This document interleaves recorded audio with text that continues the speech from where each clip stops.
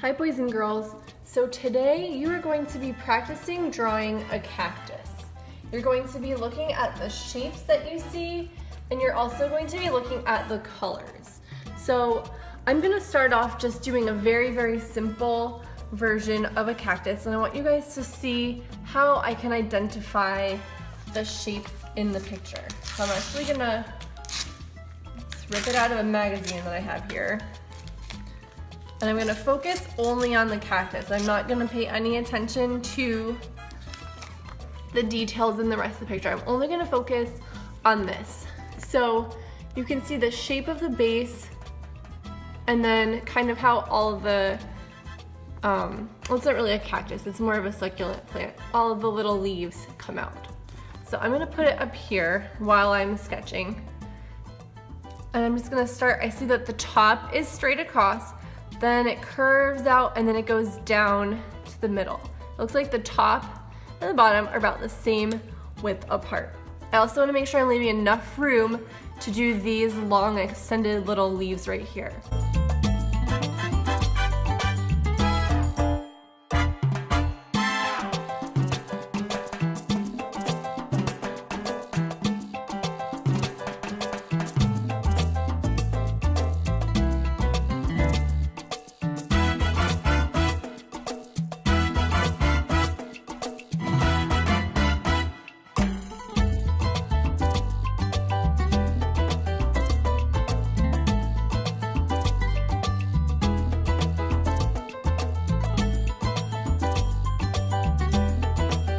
Focus on the bottom part because I'm going to build upward. You can see that the outside is like overlapping the ones in the middle, so I'm going to start from the outside and work my way in.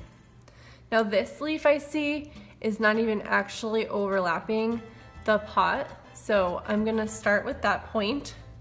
Looks like it starts just about here, and I see that this is like kind of a little triangular shape. I'm going to make this a little triangular shape. And then it goes inward.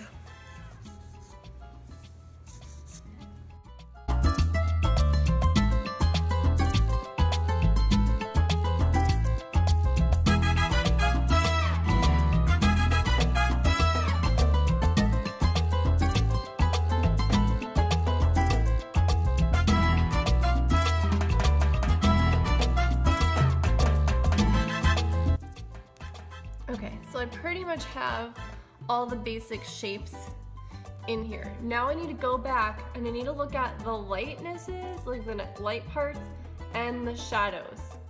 So this is something that you're gonna really need to be careful with and play with while you are working today. I also see that there's a shadow right here on the planter. Besides the texturing, there is a shadow right here. So I'm gonna put that in as best I can. And I'm guessing the shadow kind of matches the shape of the contour on the bowl. So then I'm gonna take my gray, I'm gonna try to match some of the texture.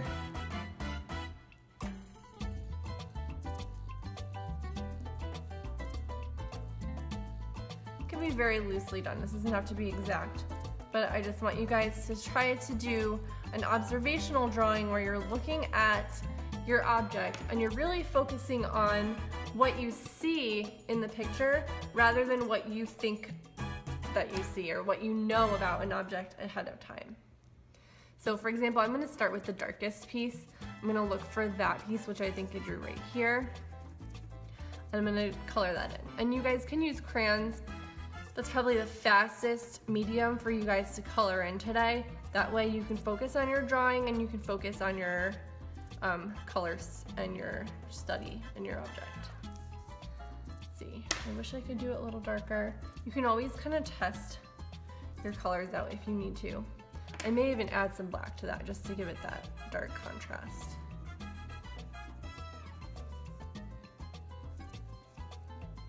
Let's see where else I see those dark shades. I'm gonna try to do one color at a time. That's gonna help me identify where to put those colors and where they are. So doing one color at a time will simplify the entire process for you. I think this is darker.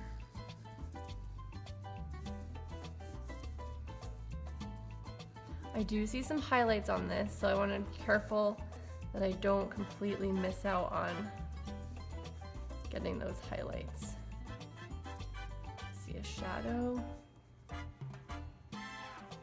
Another bit of a shadow.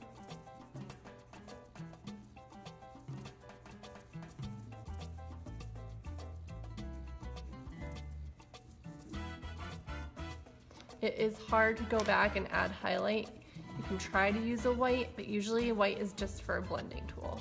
So I did kind of miss some opportunities here. Let's see, up top that's pretty light. I think though, instead of using a brighter, lighter color green, I'm just gonna go very lightly with my crayon because the tone of the color is a lot more neutral than one of these bright ones.